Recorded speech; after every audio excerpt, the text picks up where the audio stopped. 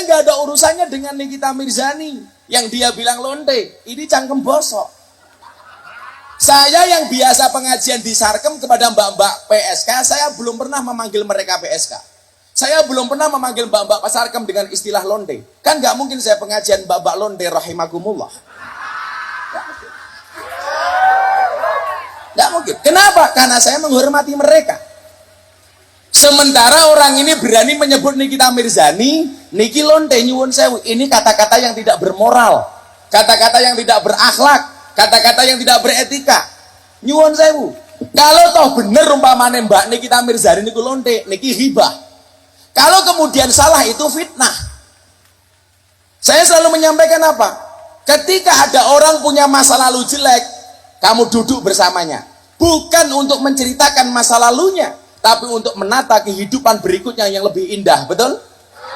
Betul ngaten. Lah ana wong elek niku ora usah menceritakan keburukan di masa lalunya, tapi duduklah bersamanya, dampingi dia, temani dia untuk merangkai kehidupan ke depan yang lebih indah. Begini ya, saya punya hadis sahih dari riwayatnya Imam Ahmad.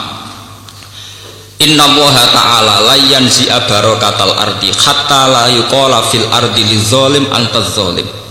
Allah tidak akan mencabut barakatul ardi sampai di bumi tidak dikatakan pada orang zolim antaz zolim. Sekarang begini misalnya, contoh paling mudah yang kita mendapat berkah. Contoh paling mudah kita mendapat berkah dari contoh ini. Sebetulnya atas nama etika Jawa, etika Jawa. Kita nanti tonggo lonte, iku sawangane secara etika wis urusane dewi-dewi. Ora usah mbok omongno iku lonte, sundel, sembah kono. Tapi barokahnya kebenaran bahwa orang nakal harus kita katakan sundel lonte. Itu kelontean dan kesundelan akan tabu terus selama orang masih ngomong untuk lonte itu sundel, untuk orang BTS itu lonte atau sundel. Artinya apa? Orang masih jijik atau merendahkan derajat mereka yang berprofesi sebagai lonte atau sundel. Dan ini baik bagi agama, bagi keberlangsungan moral, karena masih ada yang menjijikkan proses-proses yang salah. Meskipun kita sebagai ulama, sebagai tokoh masyarakat, tentu mereka kita kasih ruang taubat, juga kita kasih hak-hak sebagai martabat, sebagai manusia. Tapi kita tetap akan bilang bahwa itu namanya lonte, sundel atau apa. Ini rungokno tenan. Sehingga apa? Dengan posisi masyarakat yang merendahkan derajat atau yang berprofesi lonte, orang inginnya itu dagang secara baik-baik, orang inginnya jadi PNS secara baik-baik, orang inginnya dapat uang lewat ternak secara baik-baik, karena mereka tidak mau resiko ngambil profesi cari uang yang resiko dihujat masyarakat. Baik. Bayangkan nanti mungkin di era anak cucu kita, orang yang lonte, yang sundel dibahasakan itu hak asasi. Sehingga orang mungkin generasi anak cucu kita sudah tidak ada istilah lonte sundel. Setiap perilaku sosial dianggap hak asasi. Dan itu awal dari tidak ada agama. Awal dari tidak ada agama. Karena kemudian sing ternak ya hak asasi, sing lonte dianggap hak. Itu bahaya sekali bagi keberlangsungan agama dan moral, dan negara juga nanti repot. Artinya apa?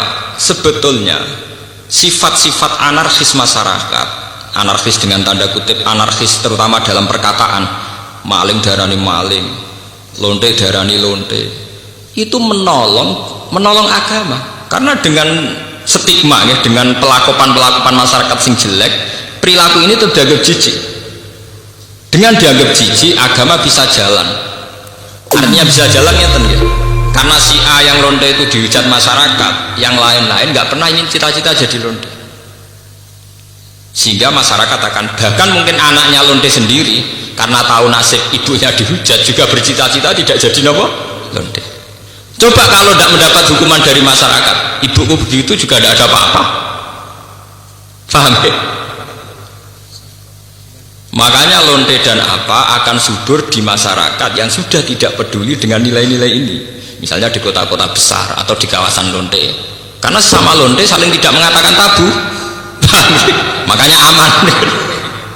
Dan itu kalau terkenang hadis riwayat Ahmad, Allah tidak mencabut barokatul ardi sehingga orang-orang zalim tidak dikatakan antas zalim. Itu bahaya sekali kalau kita sudah tidak peduli terhadap itu. Nah, risalahnya Allah kepada Nabi Muhammad itu sing penting bahwa benar dikatakan benar, salah dikatakan salah. Tidak harus gol, tidak harus apa? Gol. Misalnya begini, saya sebagai ulama akan ngomong terus kalau riba itu haram, bunga bank itu haram. Meskipun pakar-pakar ekonomi, pakar perbankan akan mengatakan hal sing mustahil, sebuah sistem keuangan tanpa nopo, bunga tanpa bank itu muhal. Tapi kita sebagai ulama harus ngomong terus riba itu haram. Saya tuh pernah ketemu sama orang yang membidangi perbankan. Pak Bah, saya akan ngomong terus kalau bunga itu penting karena itu harga mati dalam sistem perbankan. Ya, saya